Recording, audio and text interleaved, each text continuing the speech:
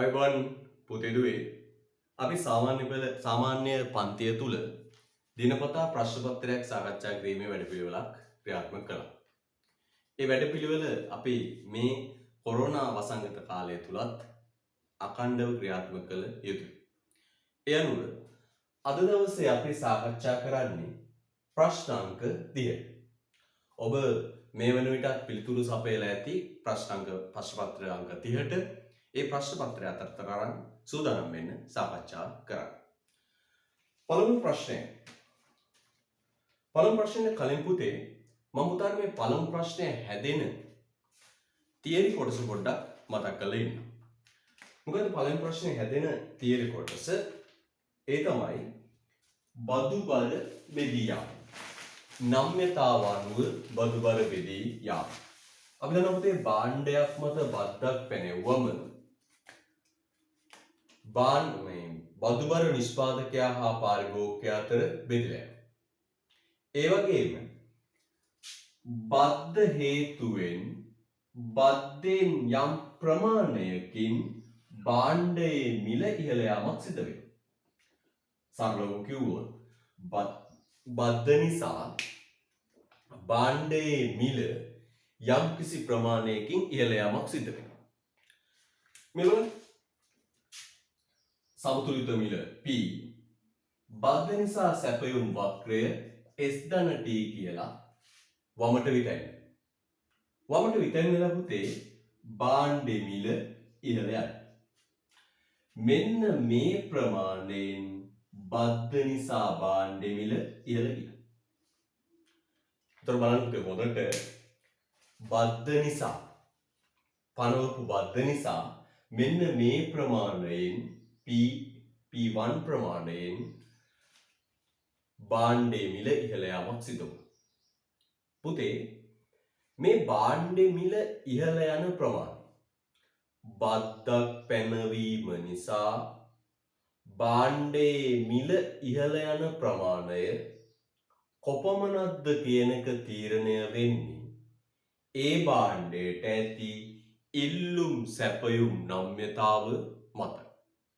එන මොකද පුතේ බද්දක් පැනෙවුවම සැපයුම් වක්‍රය වමට විතැන් වෙලා නව සමතුලිතයක් නිර්මාණය වෙලා භාණ්ඩයේ මිල ඉහළ යාමක් සිදු වෙනවා.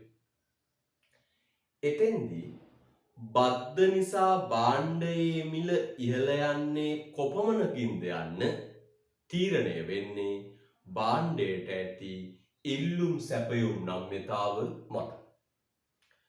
ඒ අනුව බද්දක් පැනෙවුවම පනවපු බද්දේ ප්‍රමාණය කොපමණකින් භාණ්ඩ මිල ඉහළ යනවද කියලා හොයන්න බලාගන්න සූත්‍රයක් අපිට හඳුන්වලා දුන්නා. මොකද මේ සූත්‍රය ඩෙල්ටා P සමානයි ඩෙල්ටා P කියුවේ මේ මිල ඉහළ යන ප්‍රමාණය. ඔන්න ඕදෑව. හරිද? මිල ඉහළ යන ප්‍රමාණය සමානයි ES කියුවේ සැපයුම් නම්‍යතාව. සමතුලිතයේදී සැපයුම් නම්‍යතාව. ES ඍණ ED කියුවේ ඉල්ලුම් නම්‍යතාව.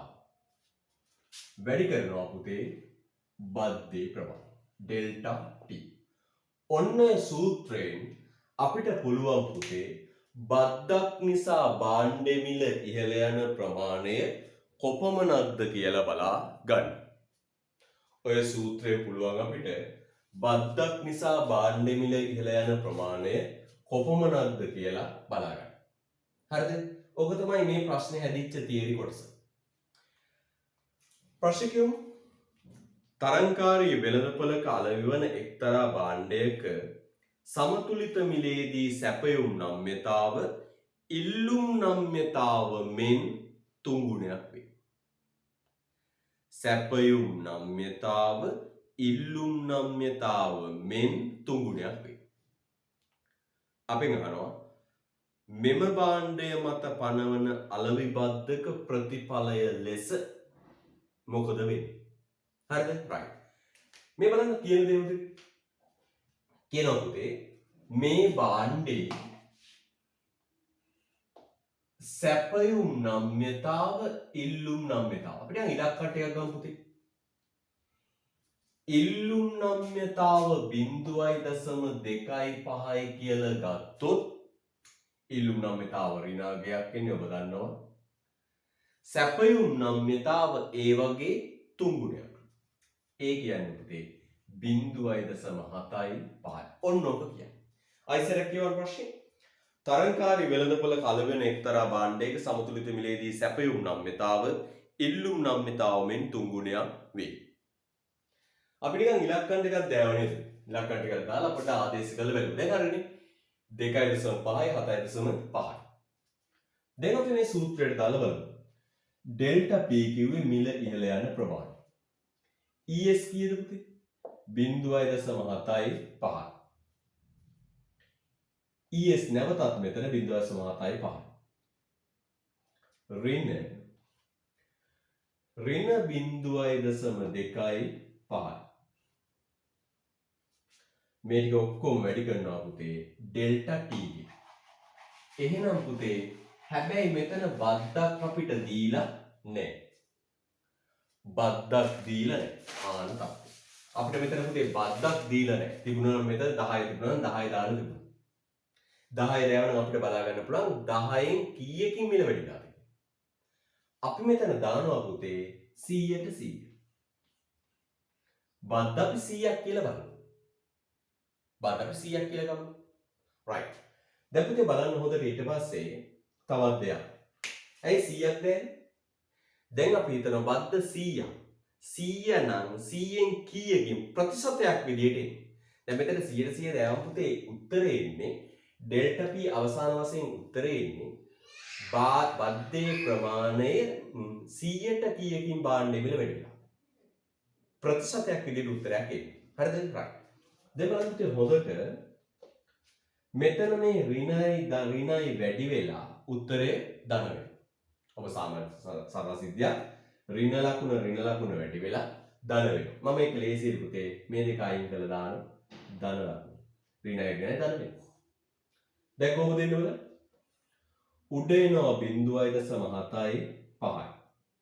යට එනවා 0.75යි 0.25යි 1යි. මේ පැත්තෙන් එනවා පුතේ 100ට 100. දැන් පුතේ බලන්න හොඳට මෙන්න බලන්න හොඳට එක 0.75 බෙදීම එක වැඩි කිරීම 100 උත්තර එනවා පුතේ කීයද 175. එහෙනම් පුතේ ඩෙල්ටා P කීයද 175. ඒ කියන්නේ පුතේ මේ භාණ්ඩෙ මත 100ක බද්දක් පැනෙව්වොත් රුපියල් 75කින් භාණ්ඩෙ මිල වැඩි වෙනවා. ඒක තමයි අදහස. මේ භාණ්ඩෙ මත රුපියල් 100ක බද්දක් පැනෙව්වොත් 75කින් භාණ්ඩෙ මිල වැඩි වෙනවා. ඒ කියන්නේ 100ට බද්දේ ප්‍රමාණයෙන් 175කින් භාණ්ඩෙ මිල වැඩි වෙනවා. හිතන්න මෙහෙම මෙතන රුපියල් 10 දෑවනම් කීයද? දැන් හදලා ගන්න. 10 දෑවනම් 7.50කින් භාණ්ඩෙ මිල වැඩි වෙනවා. 10 දෑවනම් 750කින් මිල වැඩි වෙනවා. එහෙනම් මේ භාණ්ඩෙ මත පනවන බද්දකින් බද්දේ ප්‍රමාණයෙන් 175කින් භාණ්ඩයේ මිල වැඩි වෙනවා. මෙන්න මේක පුතේ සටහන් කරගන්නටක් ගාලා ඔබ කොලයක් අරගන්න අතට ඔබට මේ පුරුදු දේවල් කොලයක් අරගෙන මේවා හරියට පිළිවෙලට සටහන් කරගන්න. හරිද? right. සටහන් කරගන්න.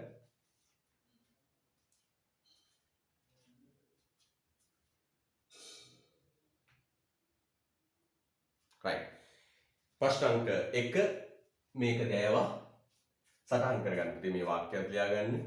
මෙම භාණ්ඩය මත පනවන බද්දකින්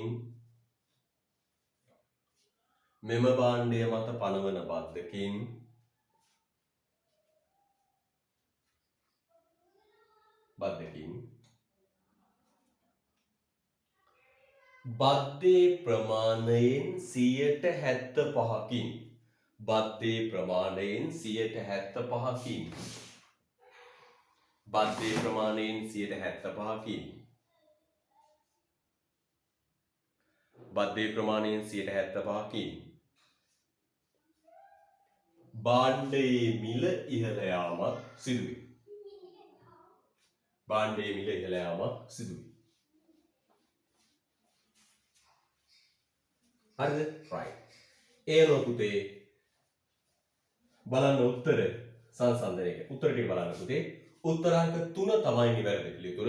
ඔබ නිවැරදි නම් හට ලකුණක් දාගන්න. ලකුණු දෙකක් ඔබට හම්බ වෙනවා. උත්තරාංක 3 භාණ්ඩයේ මිල බද්ධයේ ප්‍රමාණය මෙන් 75කින් වැඩි. භාණ්ඩයේ මිල බද්ධයේ ප්‍රමාණය මෙන් 75කින් වැඩි. හරිද? right. මම ආදේශ කරපු ඉලක්කම් දෙකම ඕනේ නැහැ. පුතාට පුළුවන් 0.2 0. ඒ වගේ 3 ගුණයක් 6 ඒ වගේ ගන්නත් පුළුවන්. ප්‍රශ්නයක් නැහැ. හරිද? right. දෙවෙනි ප්‍රශ්න බලන්න. එක්තරා භාණ්ඩයක සැපයුම් ලේඛනය පහත වෙයි. මම කියන්නකෝ පුතේ. මේ ප්‍රශ්නෙට අදාළ තියරි කරුණු. මම පුතත් එහෙමයි. විභාගෙදී MCQ එක අරගෙන උත්තරේ මොකද්ද කියලා කල්පනා කරන්න කලින් මතක් කරගන්න මොකද්ද? මේ ප්‍රශ්නය අහන තියරි කොටස මොකක්ද? මේ ප්‍රශ්නය අහන තියරි කොටස මොකක්ද? පුතේ මේ ප්‍රශ්නය අහන තියරි කොටස තමයි මොකක්ද? භාණ්ඩයක් මත බද්දක් පැනෙව්වම භාණ්ඩේ මිලට බද්ද එකතු වෙනවා. සැපයුම් ලේඛනයේ මිලට බද්ද එකතු වෙනවා. භාණ්ඩයක් මත බද්දක් පැනෙව්වම සැපයුම් ලේඛනයේ මිලට බද්ද එකතු වෙනවා. ඒක තමයි අපි දන්න තියරි කරුණ. මෙතනත් කියනකොට මොකක්ද? මිල තියෙන 4 8 12 16 20 වශයෙන් සැපයුම් ප්‍රමාණය තියෙන 200 300 400 500 600 වශයෙන්. අපෙන් අහනවා 125ක බද්දක්. අනේතර ප්‍රශ්නයක් තියෙනවා. 125ක් කියන්නේ ප්‍රතිශතක බද්දක් නේ. 125ක බද්දක් නැත්නම් වටිනාකම් බද්දක් පැනවීම රජය තීරණය කරයි. ප්‍රතිශතක බද්දක්. නව සැපයුම් ලේඛනය ලබා ගැනීමට පහත ප්‍රමාණයන් සමග සම්බන්ධ කළ යුතු මිල ගණන් වන්නේ. අපි දන්නවා පුතේ මෙහිම. මොකක්ද? අපි වගුවක් ගන්නවා. මොකක්ද? මිල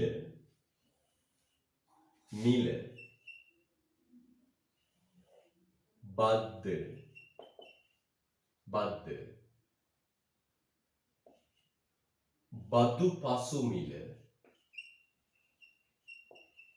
බදු පසු මිල සැපයුම් ප්‍රමාණය බද්ද බදු පසු මිල සැපයුම් ප්‍රමාණය. පුතේ අපිට මිල දෙනවා කීයද? 4 8 12 16 20.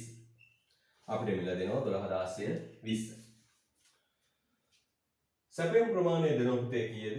200 300 400 500 600.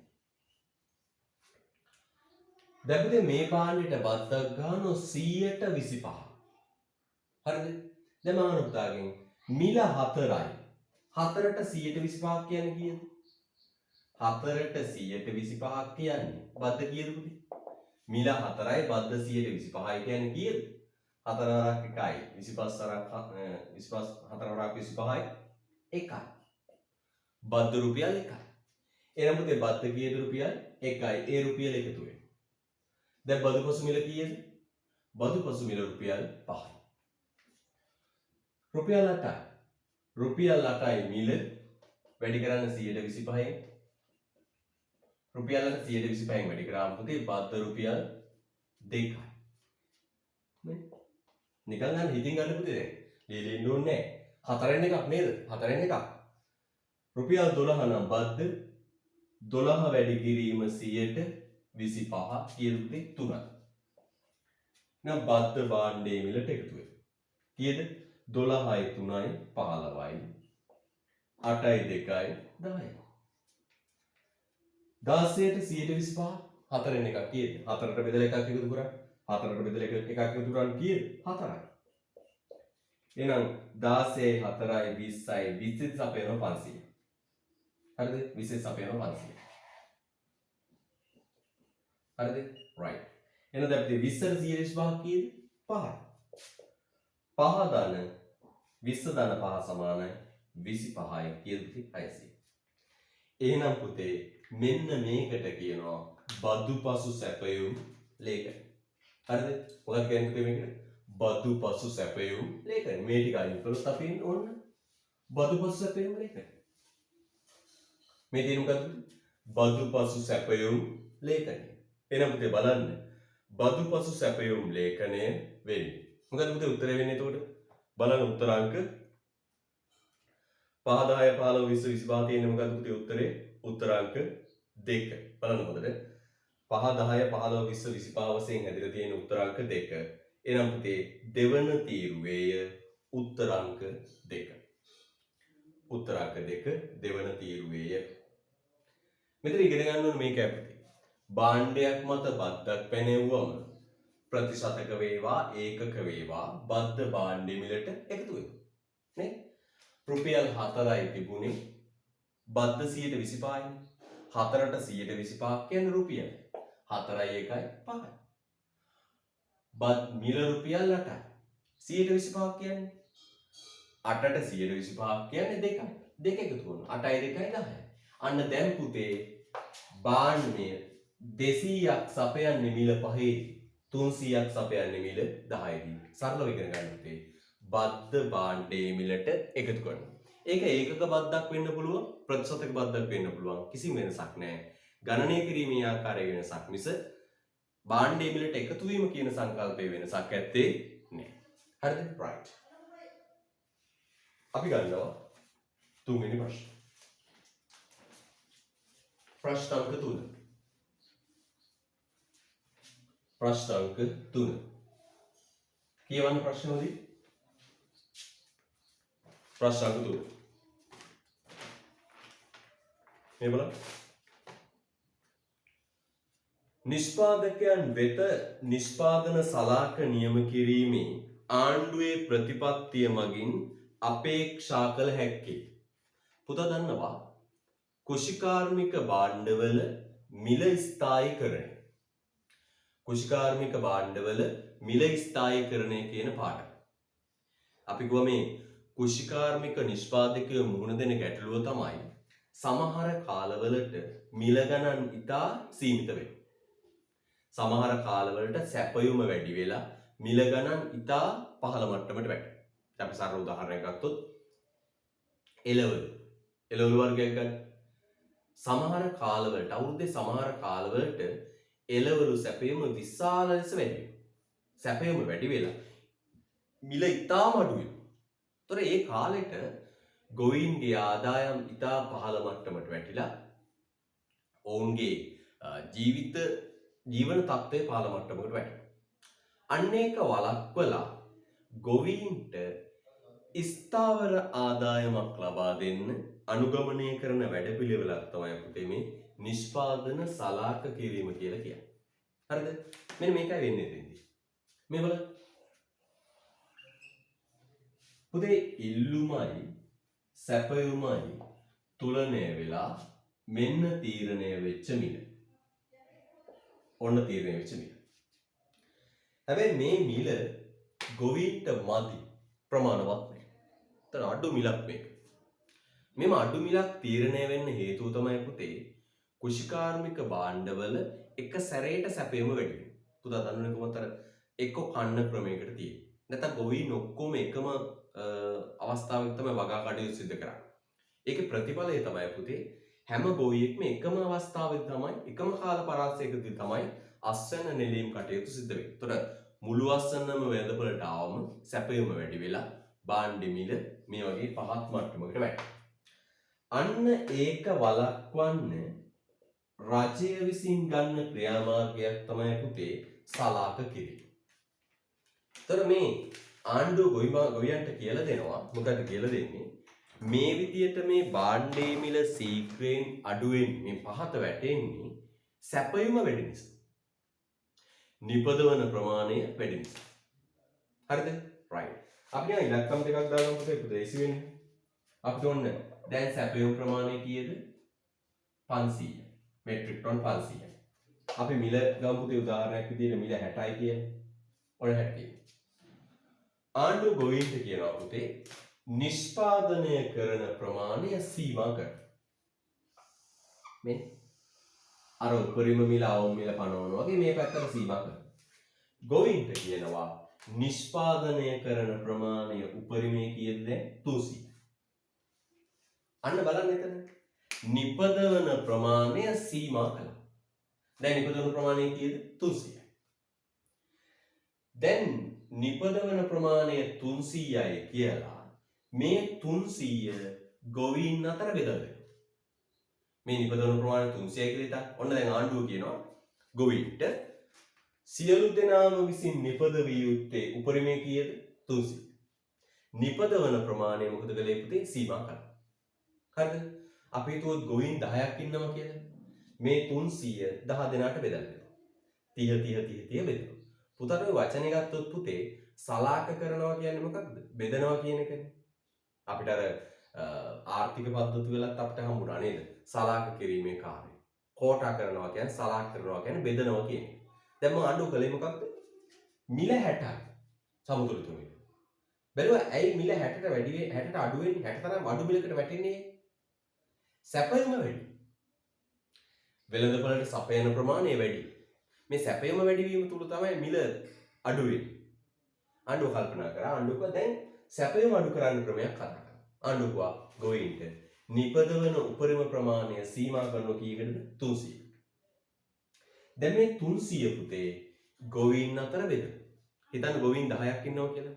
මේ එළවලු වර්ගයේ වගා කරන ගොවීන් 10 දෙනෙක් ඉන්නවා කියලා හිතන්න. කැරට් වගා කරන ගොවීන් 10ක් ඉන්නවා. දැන් මේ 300 පුතේ ඒ ගොවීන් 10 දෙනාට බෙදලා දෙනවා. දැන් පුතේ 10 දෙනාගේම සැපයුම වෙළඳපළට ආවත් උපරිමයේ කීයද? 300. බලන්නකෝ දැන් වෙනදේ. දැන් පුතේ ගොවි මහත්තයාට මෙන්න මේ වගේ ඉහළ මිල. අපි මෙතන ඉලක්කම 80යි කියලා. රුපියල් 80ක මිලක් එයාට ලැබෙනවා. බලන්න ලස්සනට ආදායම් ස්ථායීකරණය කියන්නේ මේකට. කුෂිකාර්මිකයන්ගේ ආදායම් ස්ථායීකරණය. දැන් හොඳට බලන්න පුතේ. මේ සැපයුම 300ට වඩා වැඩි වෙන්නේ. මේ මේ සැපයුම වැඩි වෙන්නේ නැහැ කියන්නේ පුතේ. මෙතන මේ සමතුලිත මිල අඩු වෙන්නේ. පැහැදිලිද? අඩු වෙන්නේ. ඒ කියන්නේ ගොවි මහත්තයාට හැමදාම රුපියල් කීයක් හම්බ වෙනවද? 80. ඔන්න ඕකට තමයි කියන්නේ පුතේ. මොකද කියන්නේ? කෝටා කිරීම, නිෂ්පාදනය සලාක කිරීම කියලා කියන්නේ. තේරුණාද? දැන් පුතේ කවදාවත් සැපයුම මීට වඩා වැඩි වෙන්නේ නැහැ. සැපයුම වැඩි වුණොත් පුතේ මිල අඩු වෙන්නේ. නමුත් ඒ සැපයුම වැඩි වීමක් සිදු වෙන්නේ නැහැ. දැන් මොකද වෙන්නේ පුතේ බලන්න. දැන් මිල කීයද? 80. දැන් ගොවියට සැපයුම වැඩි වෙන්නේ මිල අඩු වෙන්නේ. ගොවි මහතුරුට පුතේ දැන් 60 ගානේ 500ක් සපයනවට වඩා 80 ගානේ 300ක් නිපදවීම තුල වැඩි ආදායමකුත් ලැබෙනවා. ඒ වගේම ආදායම ස්ථාවරව පවතිනවා. දැන් භාණ්ඩ මිල පුතේ 80කට වඩා අඩු වෙන්නේ නැහැ. මම හිතේ පැහැදිලි ඔබට ඒ සංකල්පය. එනකොට ඔක උත්තරේ වෙන්නේ උත්තර අංක 2. වෙළඳපළට ළඟාවන සැපයුම සීමා කරමින්. බලන්න සැපයුම සීමා කළේනේ 300යි. සීමා කරමින් ඉහළ මිලක් පවත්වාගෙන නිෂ්පාදකයන්ගේ ආදායම් මට්ටම ස්ථායී කිරීම. අන්න බලන්න අපිට කියන්නේ මොකද? සැපයුම සීමා කරමින් මිල ඉහළ මට්ටමක පවත්වාගෙන නිෂ්පාදකයන්ගේ ආදායම් ස්ථායී කිරීම මේකේ අරමුණ. පැහැදිලිද? right. හොඳයි. ප්‍රශ්න අංක 4. ප්‍රශ්න අංක 4. බලන්න හොඳින් පුතේ ප්‍රශ්න අංක 4 රූප සටහන.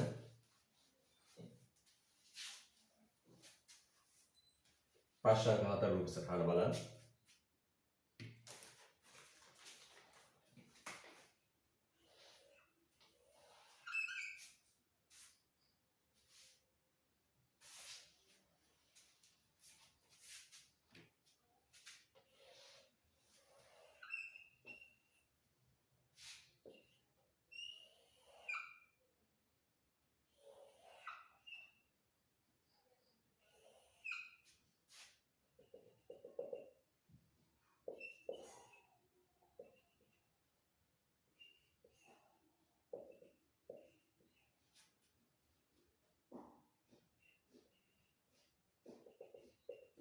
හරිද? right.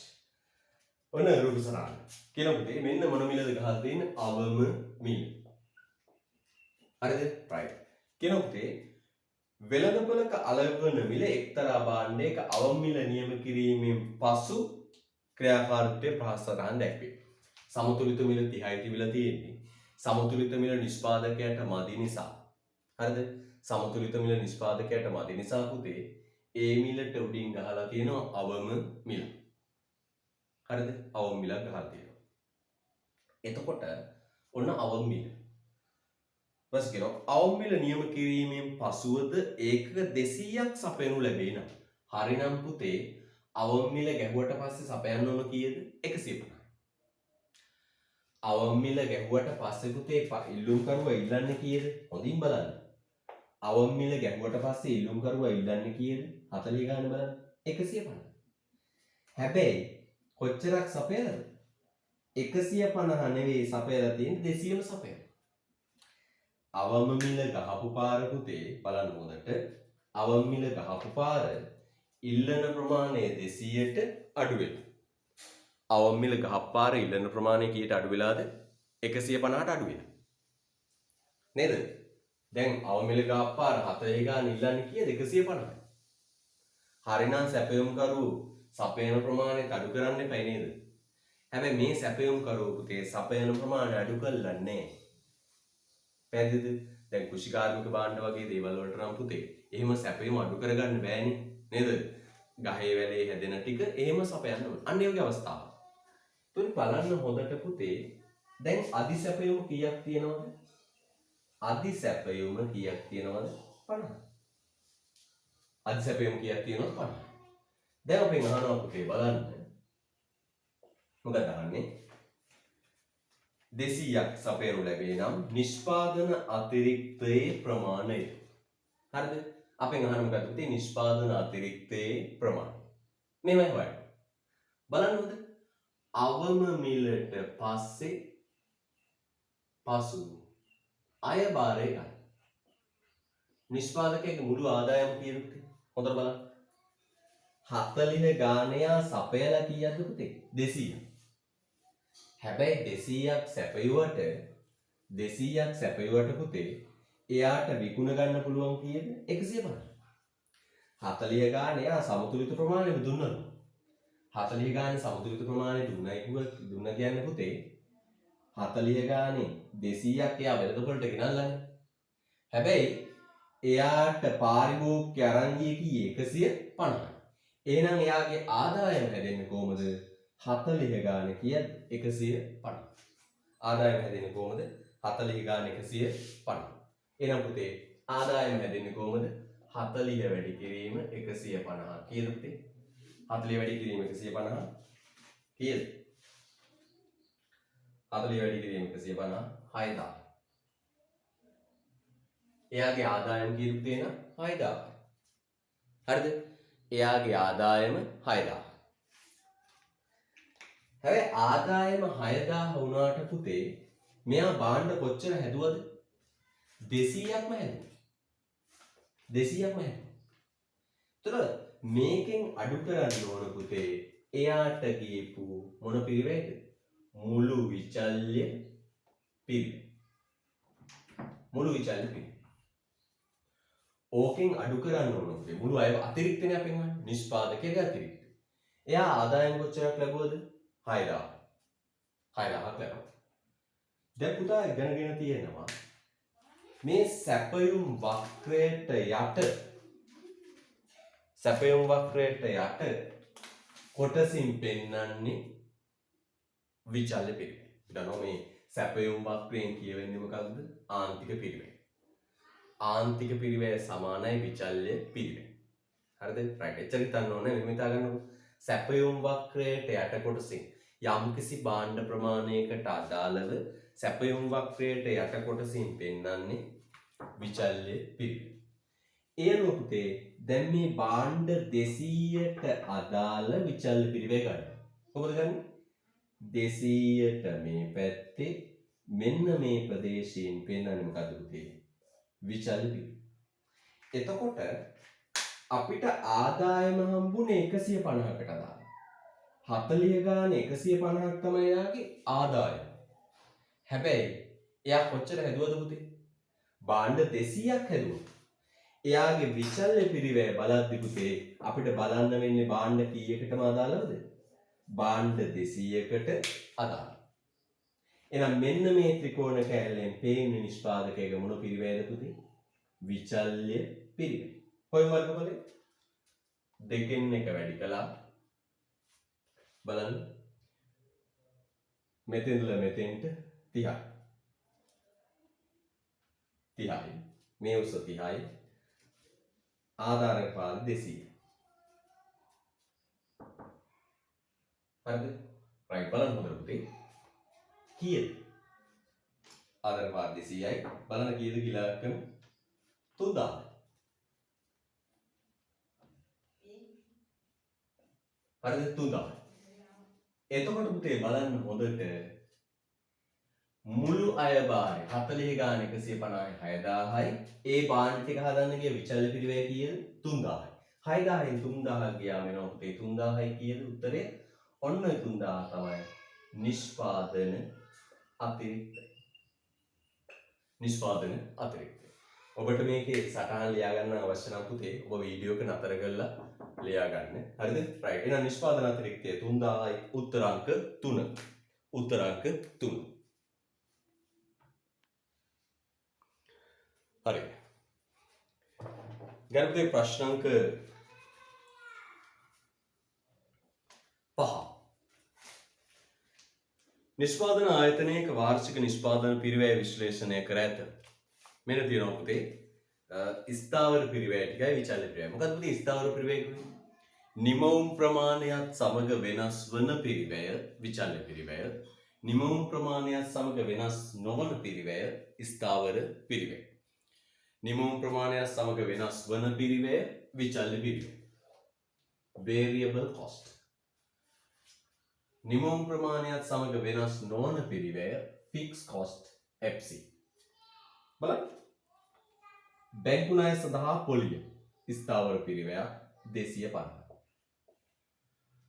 අමුද්‍රව්‍ය පිරිවැය වෙනස් වන පිරිවැයක් 750. පුතේ නිෂ්පාදන වැටුප් විචල්්‍ය පිරිවැයක් 400යි. හොඳට මතක ගන්න. නිෂ්පාදන වැටුප් කියන්නේ නිපදවන ඒක සංඛ්‍යාවත් එක්ක ගෙවන වැටුප. නිපදවන ඒක සංඛ්‍යාවත් එක්ක ගෙවන වැටුප නිපදවන ඒක සංඛ්‍යාව අනුව වෙනස් වෙනවා. නිමවුම් ප්‍රමාණයත් එක්ක වෙනස් වෙනවා. නිෂ්පාදන කාර්ය මණ්ඩල වැටුප් කියන්නේ පුතේ ස්ථාවර පිරිවැය. දැන් උදාහරණ බලන්න පුතේ. ආයතනයේ කළමනාකරුවට ගෙවන වැටුප ඒකක සංඛ්‍යාවත් එක්ක වෙනස් වෙන්නේ. එයා රුපියල් 50000 නම් එයාගේ මාසික වැටුප ඒකක කීයක් හැදුවත් එයාගේ වැටුප 50000යි. හරිද? right. කාර්ය මණ්ඩල වේතන 200යි. බදු කුලිය 100යි. බදු කුලියත් එහෙමයි පුතේ. නිපදවන ඒක සංඛ්‍යාවත් එක්ක වෙනස් වෙන්නේ ස්ථාවර පිරිවැය. ප්‍රාමාණික ලාභය 300යි. ප්‍රාමාණික ලාභයත් වෙනස් වෙන්නේ නැහැ. වරිපණාම ආරක්ෂණ ගාස්තු 150යි. ඒක වෙනස් වෙන්නේ නැහැ. ඉන්ධන කියන්නේ පුතේ විචල්්‍ය පිරිවැයක් ඒක සංඛ්‍යාවත් එක්ක වෙනස් වෙනවා. ක්‍රමක්ෂය ස කියන්නේ පුතේ නිපදවන ඒක සංඛ්‍යාවත් එක්ක වෙනස් වෙන්නේ නැහැ. ඒ අනුව බලන්න පුතේ හොඳට මුළු ස්ථාවර පිරිවැය ටික එකතු වෙනවා කීයක්ද බලන්න 250යි 450යි 550යි 850යි 900යි 1000යි 1050. හරිද? විචල්්‍ය පිරිවැය එනවා 750යි 400යි 1150යි 1150යි 200යි 1250යි.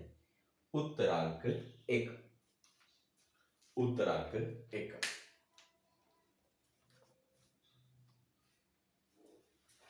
උත්තර අංක 1 1050යි 1250. යන් ඊළඟ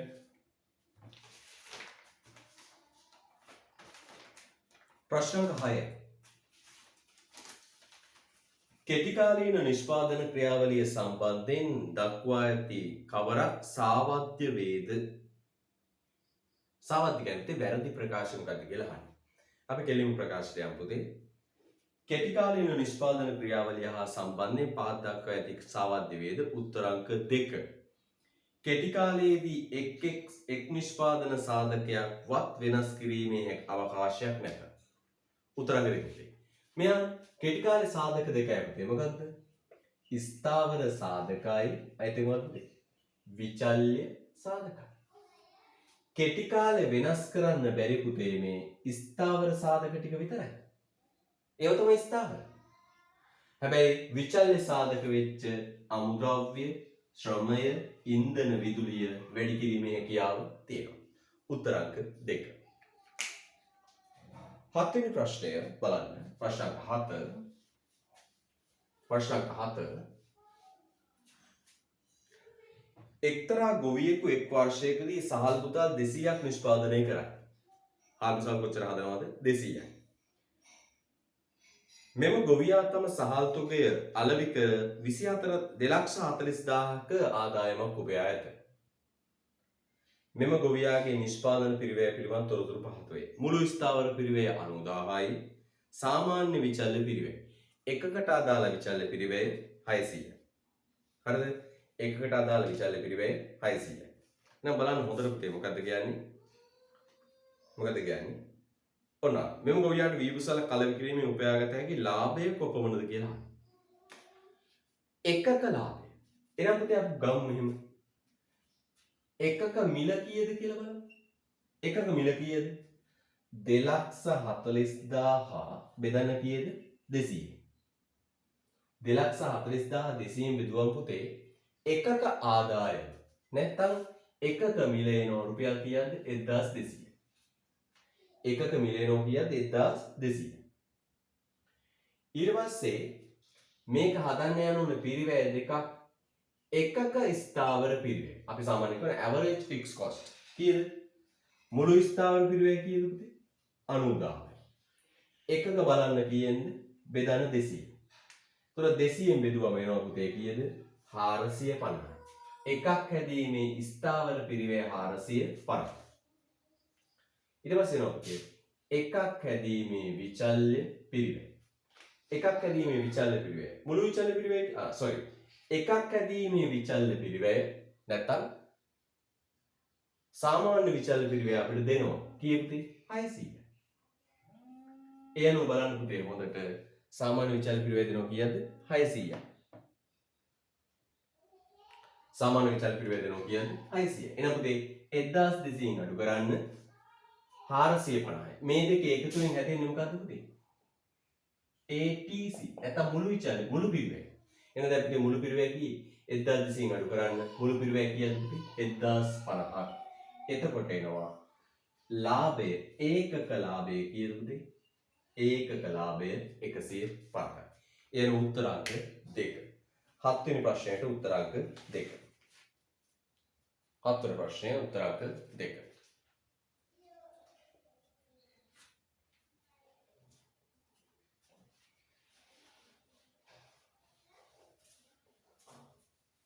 හරිද? right. උත්තරාංක 2. හොඳයි. ඊළඟ 8. ආයතනයක නිෂ්පාදනය කරන ප්‍රමාණය ඒකක 50 සිට ක්‍රමයෙන් වැඩි වන විට සාමාන්‍ය පිරිවැය ක්‍රමයෙන් අඩු වේ. පුතාට මතකයි පුතේ දිගුකාලීන සාමාන්‍ය පිරිවැය වක්‍රය. loan returns average cost curve එක මතකයි. නේද? loan returns average cost මේක මතකයි. පුතේ අප්පුවා මෙන්න මෙහෙම.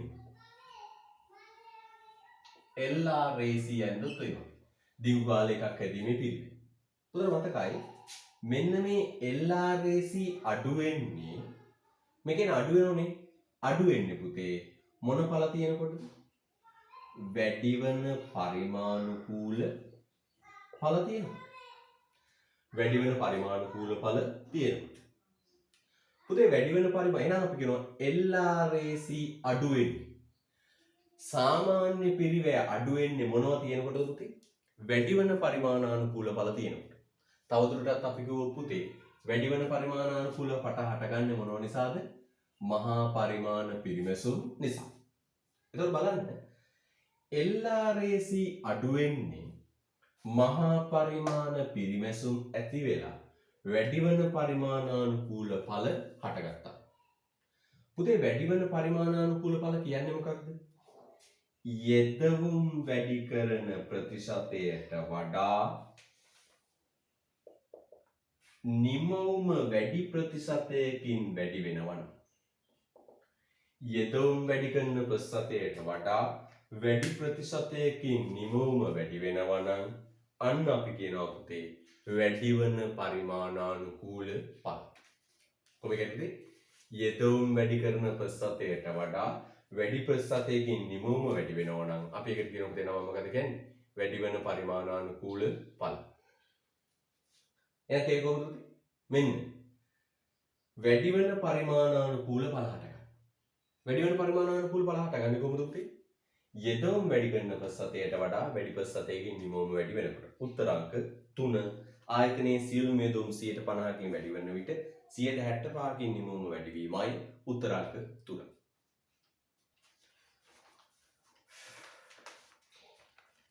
ඔබ ප්‍රශ්න පත්‍රයේ අවසානයේ මට WhatsApp පණිවිඩයක් ගෙවන්න ඕන. ඔබේ නම සහ ඔබේ පිළිතුරු කීයක් හරිද? දැන් අපි පන්තියේදී අහන ඔබේ ප්‍රශ්න කීයක් හරිද ආදිවාසී. හැබැයි අද එහෙම අහන්න විදියක් නෑ. ඔබ WhatsApp පණිවිඩයක් ගෙවන්න ඕන. මේක බැලුවා. මගේ 15 කීයක් හරිද? හරිද? right.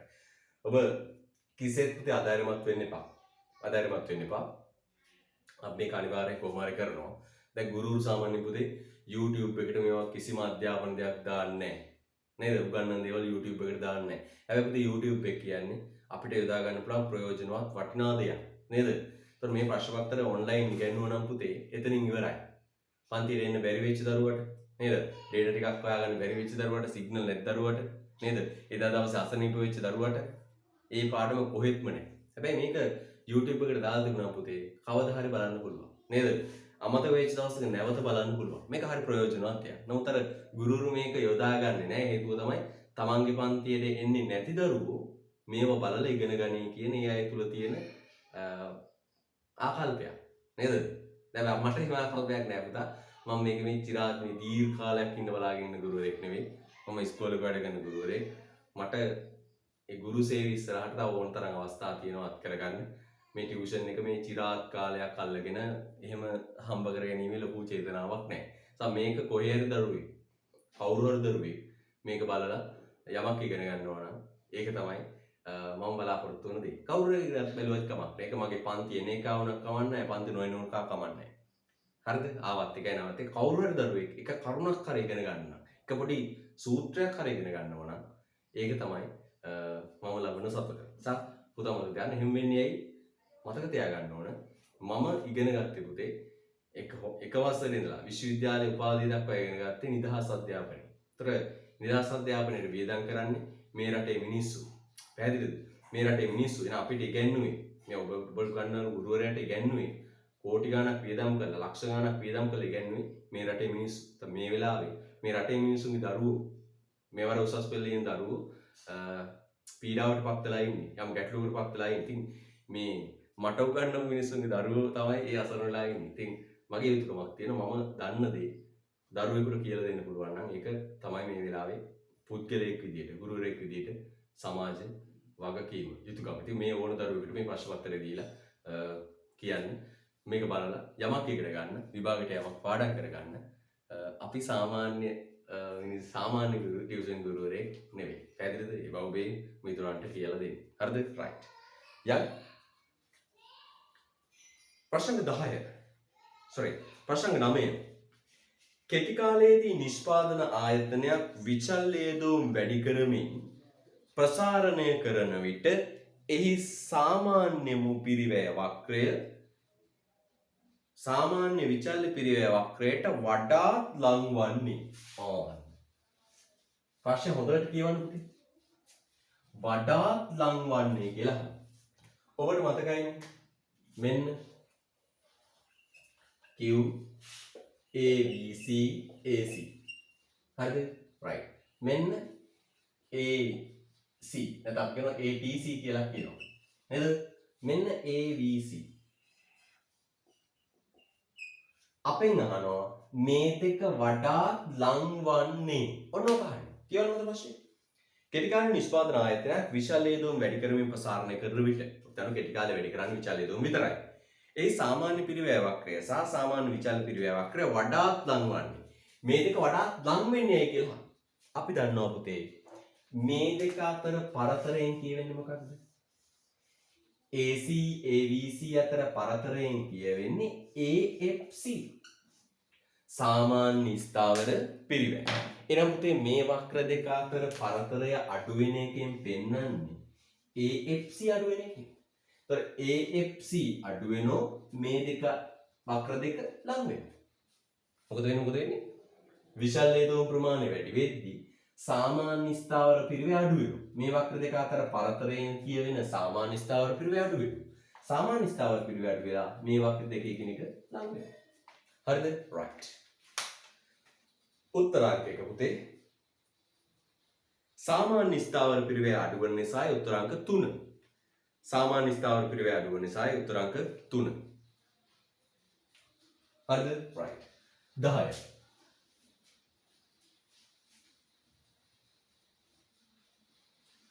ප්‍රශ්න 10. නිෂ්පාදන ආයතනයක් කෙටි කාලයේදී කිසිවක් නිෂ්පාදනය නොකරන්නේ නම් එතන ලියන්නේ නිෂ්පාදනය නතර කළොත් කිසිවක් නිෂ්පාදනය නොකරන්නේ නම් එතන ලියන්නේ නිෂ්පාදනය නතර කළහොත් මොකද අහන්න වෙන්නේ ශූන්‍ය අගයක් ගන්නේ කවර පිරිවැයකට පුතා අපි දන්නවා මේ බලන්න Q TFC TVC TC අපගො නිමවුම නතර කළා ස්ථාවර පිරිවැයේ නැති වෙන්නේ අපි උදාහරණ දවසක් වෙන මතක නේද ගොඩනැගිලි යන්ත්‍ර කර්මාන්තශාලාව නිෂ්පාදනය නතර කළයි කියලා ඒවයි දරු පිරිවැය නැති වෙන්නේ නේද නිෂ්පාදනය නතර කළා ගොඩනැගිලි යන්ත්‍ර ටික එහෙම තියෙනවා නේද නිෂ්පාදනය නතර කළා කර්මාන්තශාලා ගොඩනැගිල්ල තියෙනවා යන්ත්‍ර ටික තියෙනවා ඒ තාක්ෂණික මෙවලම් උපකරණ ආදී තියෙනවා. හැබැයි නිෂ්පාදනය නතර කරනවත් එක්කම පුතේ මොනවද නැත්තේ? අමුද්‍රව්‍ය ශ්‍රමය, ඉන්ධන, විදුලිය මොනවත් නැත්තේ නැහැ. ඒව බිඳුවක්. එහෙනම් පුතේ මුළු පිරිවැයනෝ කීයද? TFC ධන කීයද? TC 500. එහෙනම් පුතේ බලන්න. නිමවුම නතර වෙනවත් එක්කම බිඳුව වෙන්නේ මොන පිරිවැයද පුතේ? මුළු විචල්්‍ය පිරිවැය. උත්තරාංක 2. උත්තරාංක 2.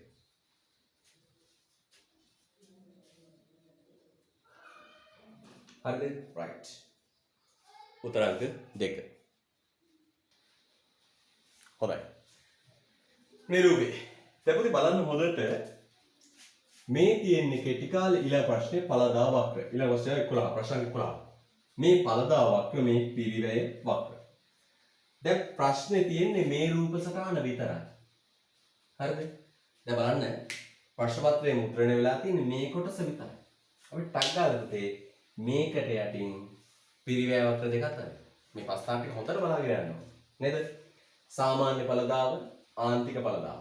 සාමාන්‍ය විචල්්‍ය පිරිවැය, ආන්තික පිරිවැය. හරිද? දැන් අපෙන් අහනවා පුතේ එකඟ විය නොහැකි ප්‍රකාශය කුමක්ද? එකඟ වෙන්න බැරි ප්‍රකාශ පුතේ උත්තරාංක 3. ශ්‍රමය L1 සිට L2 දක්වා වැඩි කිරීමේදී මෙන්න L1 L2 දක්වා වැඩි කිරීමේදී හරිද? සාමාන්‍ය විචල්්‍ය පිරිවැය ඉහළ නැගී. මේ තියෙන සාමාන්‍ය විචල්්‍ය පිරිවැය. මේ බලන්න සාමාන්‍ය විචල්්‍ය පිරිවැය වැඩි වෙන්නේ නැහැ පුතේ. සාමාන්‍ය විචල්්‍ය පිරිවැය මොකද වෙන්නේ? අඩු වෙනවා. හොඳ බලන්න. තුන්වෙනි එක L1 සිට L2 දක්වා වැඩි කිරීමේදී L1 සිට L2 දක්වා වැඩි කිරීමේදී පොතේ ඇඳ ඔරිජිනල් රූපේ බලන්න පුතේ. වැඩි කිරීමේදී මෙයා කියනවා සාමාන්‍ය විචල්්‍ය පිරිවැය ඉහළ නැගී. නෑ පුතේ. සාමාන්‍ය විචල්්‍ය පිරිවැය මොකද වෙන්නේ? පහළ බහින්නේ. නේද? පහළ බහිනවා. ඊතර දෙක ඇඳගත්තා නම් ටක් ගාලා පේන්නන ගුරුතුමේ උත්තරාංක 3.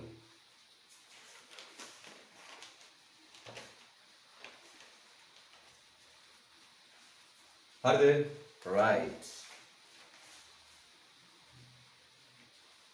ප්‍රශ්න 12. ඔබ රූප සටහන ඇඳ ගන්න අවශ්‍ය නම් වීඩියෝ නතර කරලා රූප සටහන ඇඳ ගන්න. හරිද? right.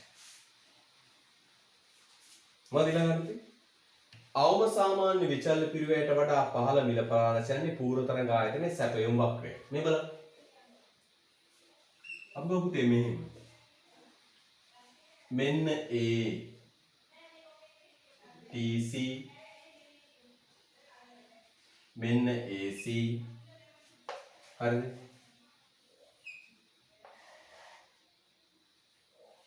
මෙන්න MC හරිද? මෙන්න මේ ABC ගේ අවම ලක්ෂයෙන් උඩ නගින මෙන්න මේ වක්‍ර කොටසට අපි කියනවා පුතේ මොකද්ද කියන්නේ? කෙටි කාලීන සැපයුම් වක්‍රය. ඔන්න ඔය ABC ගේ අවම ලක්ෂයෙන් උඩ නගින වක්‍ර කොටසට කියනවා කෙටි කාලීන සැපයුම් වක්‍රය. ඒ වගේම මෙන්න මෙතන අහන්න කියනවා පුතේ shut down point එක. වසා දැමීමේ ලක්ෂය. වසා දැමීමේ ලක්ෂය. එනම් පුතේ මිල අපි මෙතන 10 කියලා ගමු. මිල 10ට වඩා අඩු මිල ගණන් වලදී ආයතනය මොකක්ද පුතේ වෙලා තියෙන්නේ? වහල. මිල 10ට වඩා අඩු මිල ගණන් වලදී ආයතනය වහල. නිමව ශූන්‍යයි. shut down point එක කිව්වෝකනේ නේද? මෙන්න මේ මිලට වඩා වැඩි මිල ගණන් වලදී ආයතනය ඇරලා අඩු මිල ගණන් වලදී ආයතනය වහල. ආන්න බලන්න කියන්නේ. අවම සාමාන්‍ය විචල්්‍ය පිරිවැයට වඩා පහළ මිල පරාසයන්. පුතේ මේ 10ට වඩා අඩු මිල ගණන්දී ආයතනය වසා ඇත. නිෂ්පාදනයක් සිදු වෙන්නේ. මිල ගණන් වලදී ආයතනික සැපයුම් වක්‍රය. උත්තරේ පුතේ නිෂ්පාදනය නතර වෙලා නිමවම ශූන්‍යයි. උත්තරංක 2. හරිද? උත්තරංක 2 එතන යන්නේ පුතේ. අවම සාමාන්‍ය විචල්්‍ය පිරිවැයට අඩු මිල ගණන් වලදී ආයතනය විවෘත නොවේ. වසා ඇත. අවම සාමාන්‍ය විචල්්‍ය පිරිවැයට වඩා අඩු මිල ගණන් වලදී ආයතනය වසා ඇත. විවෘත නොවේ. නිමවම ශූන්‍ය. උත්තරංක 2.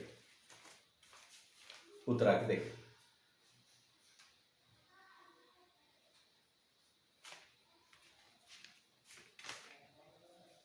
ඊළඟ පාරවා ප්‍රශ්නාංක 13 ප්‍රශ්නාංක 13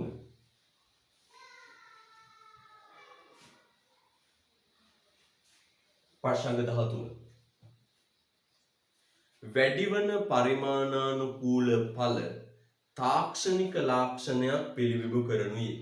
ඉතලක් වනේ වැඩිවන පරිමාණානුකූල ඵල කියන්නේ මොකද්ද පුතේ?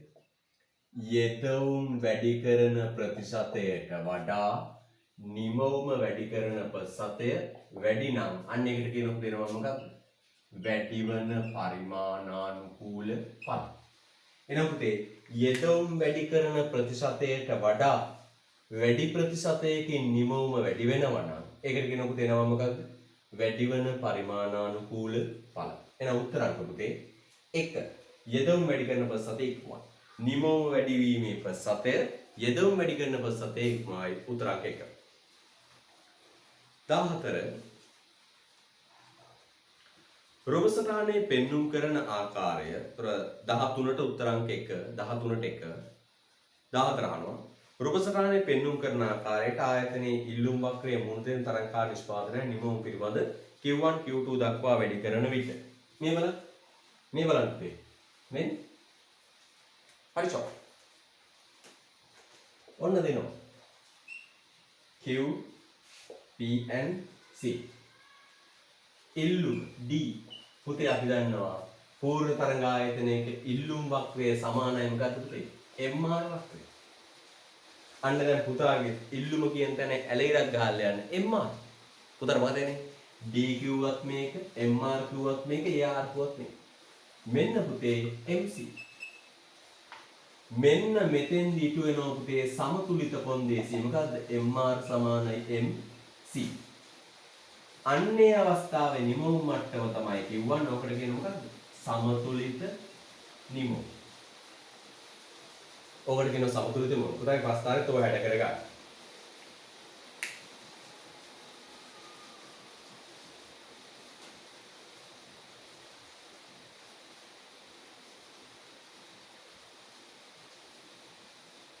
හරිද?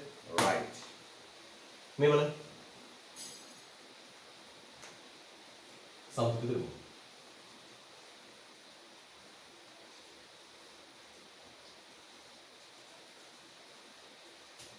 දැන් අහනවා අපේ මොකක්ද? දැන් පුතේ බලන්න. Q1 ට වඩා වැඩි වුණා. අපි අහන්න පුතේ Q1 සිට Q2. Q2 කියන්නේ මෙන්න මේ හරිය. Q2 මේ හරිය. වැඩි කරාම මොකද වෙන්නේ? පුතේ Q2 ට වඩා Q1 ට වඩා Q2 මෙහෙට වැඩි කරාද මේ බලන්න. MC උඩ MR යට. හොඳ බලන්න. MC උඩ MR යට. ඒ කියන්නේ එකක් හැදීමේ MC කියන්නේ මොකද්ද? ආන්තික පිරිවැය. MR කියන්නේ මොකක්ද? ආන්තික අයවා. ඒතර අපි ඉලක්කම් දැවුවොත් භාණ්ඩය හදන්න යනෝ පිරිවැය රුපියල් 15ක්. භාණ්ඩෙන් හම්බෙන රුපියල් 10ක්. භාණ්ඩෙන් හම්බෙන රුපියල් 10ක්. හිතන්න. භාණ්ඩය හදන්න යනෝ පිරිවැය රුපියල් කීයද? 15ක්. භාණ්ඩය හදන්න යනෝ භාණ්ඩේ ලැබෙන ආදායම කීයද? 10ක්. එනමුත් මේ හරිය භාණ්ඩයක් හැදුවම මොකෝ වෙන්නේ? අලාභයි. ඔය හරිය භාණ්ඩයක් හැදුවොත් අලාභයි. එහෙනම් මේ හරිය භාණ්ඩයක් හැදුවොත් අලාභයක් සිද්ධ වෙනවා. එතකොට ලාභය අඩු වෙනවා. එහෙනම් අපි ගන්න තියෙන්නේ මෙන්න මේ මට්ටමට වඩා වැඩි මට්ටම් වලදී භාණ්ඩයක් හැදුවම අලාභයි. ඒ හදන ප්‍රමාණයෙන් අලාභයි. ඒ අලාභයේ මුළු ලාභය අඩු වෙනවා. උත්තරාංක 3. ලාභය අඩු කරගන්න. එහෙනම් 14ට උත්තරාංක 3.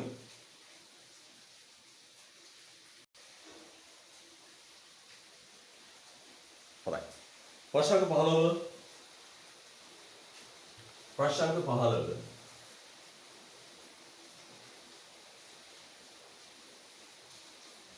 ප්‍රශ්න 15 බලන්න කියන්නේ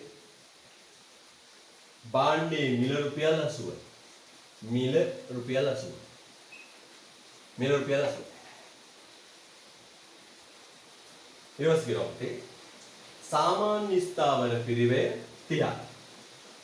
average fixed cost 30. average බලන්න ස්කිරෝ සාමාන්‍ය විචල්‍ය පිරිවැය 50යි. average variable cost 50යි. එහෙනම් මට කියන්න පුතේ total cost කීයද? මුළු පිරිවැය කීයද? average total cost 80යි. එහෙනම් බලන්න. හොඳට බලන්න. මුළු පිරිවැය මිලත් 80යි. මුළු පිරිවැයත් 80යි. එහෙනම් බලන්න පුතේ භාණ්ඩේ මිල 80යි. මුළු පිරිවැයත් 80යි. එහෙනම් පුතේ බලන්න මේ බලන්න. TR ඍණ TC මේ දෙක සමානයි නේද? එකකින් ලැබෙන ආදායමත් 80යි, ඒක හදන්න යන පිරිවැයත් 80යි. ලාභය කීයද? 0යි. ලාභයේ 0 නම් අපි කියන්නේ මොකක්ද? මේකෙන් පිරිවැය අඩුනාම ලාභයේ 0යි. ලාභයේ 0 නම් අපි කියන වචනේ මොකක්ද? ප්‍රාමාණික ලාභ. එහෙනම් පුතේ මුළු පිරිවැයට මුළු අය භාරය සමානයි. එකකින් ලැබෙන ආදායම 80යි, එකක් හදන්න යන පිරිවැය 80යි. ලාභය 0යි. උත්තරය පුතේ 5 මිල සාමාන්‍ය මුළු පිරිවැයට සමාන බැවින් ආර්ථික ලාභ ශූන්‍ය වේ. මිල සාමාන්‍ය මුළු පිරිවැයට සමාන බැවින් ආර්ථික ලාභ ශූන්‍ය වේ. 15. 15ට උත්තරය 5. ඔන්න පුතේ අපි වැඩ පිළිවෙල නතර කරේ නෑ. නේද? මම තරම කාරණාවක කියන මේ වැඩ පිළිවෙලත් එක්ක ඉන්න. හරිද? පුංචිවත් අතපසු වීමක් කරගන්න එපා. මෙහෙම ඉඳලා පුතේ වෙන්නේ මොකක්ද දන්නවද? මාස 4ක් මාස 3ක් වැහුවා කියන්නකො. මාස 3ක් වැහුවට පුතේ විභාග කාල දාන්නේ මාසයයි. සතියයි. එතරම් ප්‍රශ්නේ. මාස 3ක් වැහුවට මාසයක කාල දාන්න. ඒතර අපි අමාරු වැටෙනවා. අපි ඔන්ලයින් ටික උපරිමයෙන් කරගමු. පුතේ මේ විදිහට YouTube එකට ඇඩ් එකතු කරනවා වීඩියෝ ටික. ඒවත් බලන්න. හරිද? රයිට්. අතාරින්නවා පුතේ. අපි මේක අනිවාර්යෙන් කරන්න ඕනේ. හරිද? රයිට්. එහෙනම් පුතේ තෙරුවන් සරණයි. ආයුබෝවන්.